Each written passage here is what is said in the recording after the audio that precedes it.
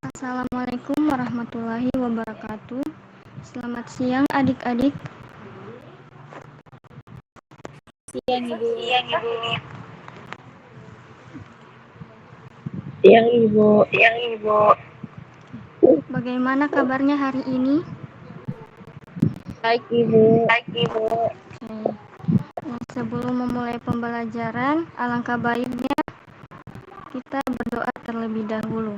Siapa ketua kelasnya?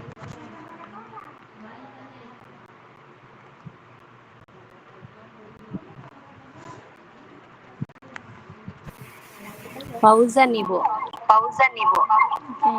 Adik Fauzan, silahkan dipimpin temannya berdoa.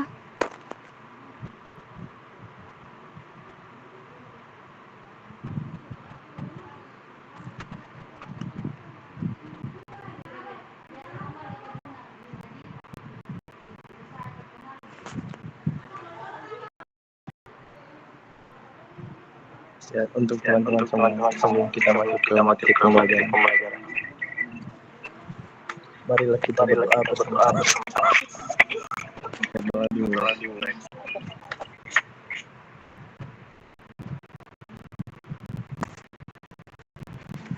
Berdoa selesai. Baik, terima kasih untuk Fauzan.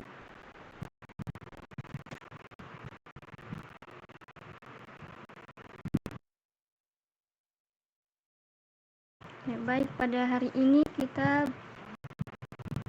belajar mengenai teks anekdot. Adapun tujuan pembelajaran, peserta didik mengevaluasi informasi, laporan observasi, anekdot, hikayat dari teks visual dan audiovisual.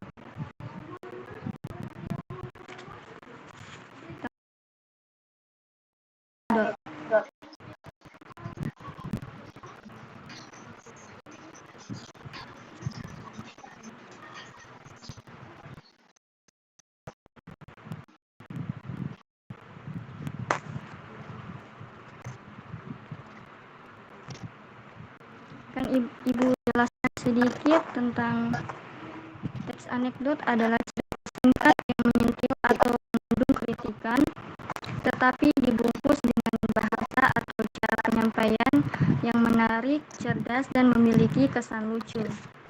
Teks anekdot ini bukan sekedar humor atau lelucon, lebih dari itu teks anekdot memiliki makna tersirat sebagai kritik atau sindiran yang kerap terjadi dalam kehidupan sosial, masyarakat, pendidikan, lingkungan, politik, dan sebagainya.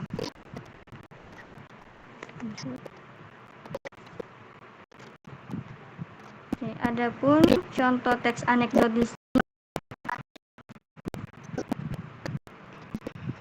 bisa dilihat adik-adik.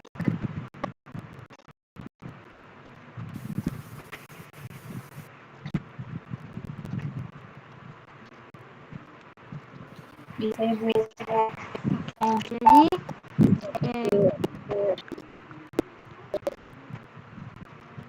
Jadi pada gambar ini termasuk teks anekdot karena tidak hanya mengandung kelucuan saja tetapi juga mengandung unsur kritikan atau sindiran yang diperlukan oleh lembaga tertentu.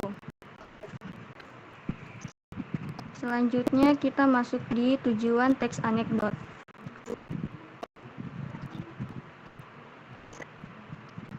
Oke, tujuan teks anekdot ada 3. Yang pertama ada sarana untuk membangkitkan tawa bagi pembacanya. Yang kedua ada sarana untuk hiburan. Yang ketiga ada sarana untuk mengkritik. Selanjutnya ciri-ciri teks anekdot. Sini ciri-ciri teks anekdot ada 6. Yang pertama, teks anekdot yang bersifat humor atau lelucon, yang artinya teks anekdot ini berisi kisah-kisah lucu atau bualan. Yang kedua ada bersifat menggelitik, teks anekdot akan membuat pembacanya merasa terhibur dengan kelucuan yang ada di dalam teks. Yang ketiga ada bersifat menyindir atau mengenai orang penting ataupun lembaga atau organisasi. Yang keempat memiliki tujuan tertentu. Yang kelima, kisah cerita yang disajikan hampir menyerupai dongeng. Yang keenam, menceritakan tentang karakter hewan atau manusia sering terhubung secara umum dan realistis. Selanjutnya kita masuk di bagian struktur teks anekdot.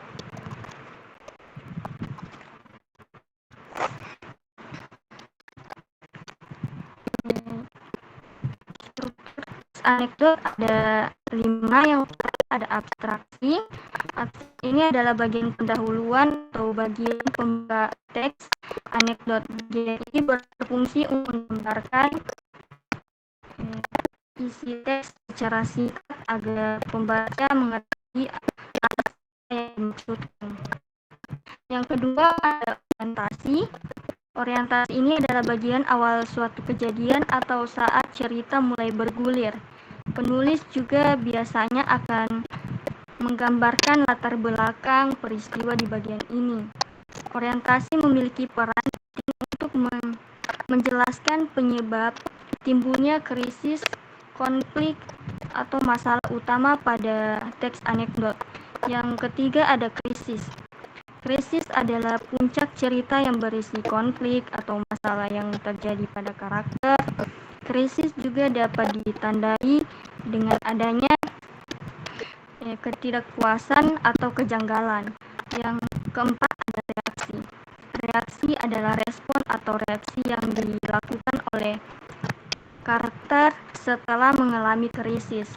Respon yang digambarkan bisa berupa sikap mencela atau menertawakan. Bagian ini juga seringkali memiliki efek kejutan atau tidak terduga.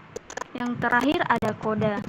Koda adalah bagian penutup teks yang berisi amanat atau kritik. Namun pada teks anekdot bersifat opsional, bisa ada atau tidak ada.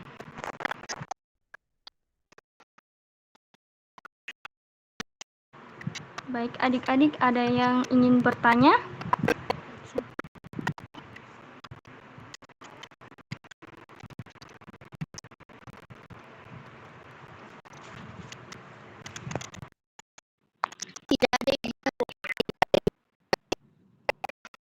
Sepertinya tidak ada, Ibu. Oke, baik. Cukup sampai sini dulu pembelajaran kita hari ini. Apabila Ibu ada salah kata, Ibu mohon maaf dan terima kasih atas kehadirannya. Wassalamualaikum warahmatullahi wabarakatuh.